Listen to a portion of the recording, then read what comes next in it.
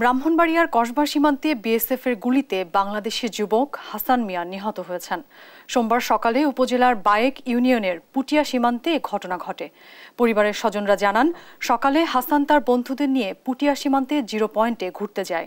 এ সময় তাদেরকে দেখে বিএসএফ গুলি চালালে ঘটনাস্থলে হাসান গুলিবিদ্ধ হয়ে মারা যায়। এদিকে কসবা থানার ভারপ্রাপ্ত কর্মকর্তা ওসি রাজু আহমেদ বিষয়টি নিশ্চিত করে জানান, নিহতের মরদেহ উদ্ধার করে উপজেলার স্বাস্থ্য কমপ্লেক্সে নিয়ে আসা হয়েছে।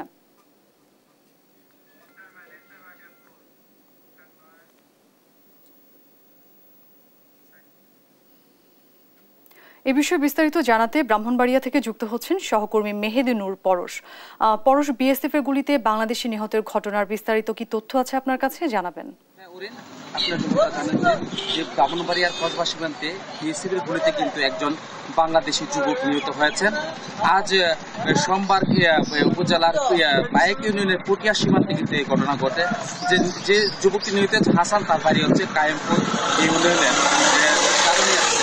তার স্বজনরা আমাকে জানিয়েছেন যে হাসান সে সকালে যে সীমান্তের যে 0 পয়েন্টে ঘুরতে গিয়েছিলেন, সেখানে সময় সীমান্তে 0 পয়েন্টে ঘুরতে গিয়ে কিন্তু এখানে বিএসএফ এর এক সদস্য তাকে দেখে কিন্তু গুলি চালায়। পরে সে গুলিবিদ্ধ হয়, তার কোমরে একটি গুলি হয়। পরে সে ঘটনাস্থলে কিন্তু গুরুতর আহত হয়। পরে আশপাশের যে স্থানীয় লোকজন দেখে কিন্তু তাকে গুরুতর আহত অবস্থায় কসবা উপজেলা স্বাস্থ্য কমপ্লেক্সে নিয়ে আসা হলে কিন্তু সে পরে এখানে যে চিকিৎসক রয়েছেন, কর্তব্যরত চিকিৎসক তাকে মৃত ঘোষণা করেন। খবর পেয়ে কিন্তু কসবা থানার যে ওসি রাজু আহমেদ তিনি ছুটে আসেন। তিনি আমাকে জানিয়েছেন যে তার মরদেহ যে এখন ময়নাতদন্তের জন্য একটি প্রক্রিয়া হচ্ছে। তার মরদেহটি কিছুক্ষণের মধ্যে কিন্তু ব্রাহ্মণবাড়িয়া জেনারেল হাসপাতালে পাঠানো হবে ময়নাতদন্তের জন্য। এদিকে নিহত স্বজনরা কিন্তু হাসপাতালে এসে কিন্তু তারা একটা আত্মনাদ করছেন এবং তারা বিচার চাচ্ছেন যে তাকে যে হত্যা করা হয়েছে, তারা এই হত্যার তাদের একটা বিচার দাবি জেনে যাচ্ছেন। এছাড়া